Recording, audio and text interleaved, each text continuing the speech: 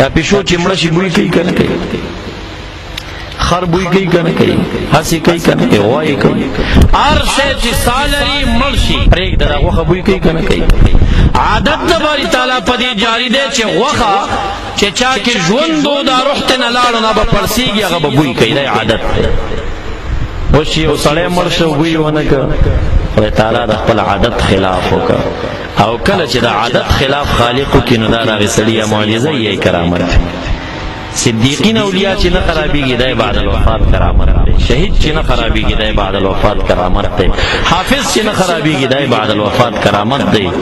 او دا شان صدیقین اولیاء چې نه خرابېږي دی کرامت دی. انبیاء علیهم السلام چې نه خرابېږي دا بعد الوفات د هغې معجزې دي. کله ناکله خالق په ډېر عجیب شي باندې یو څوک بخي.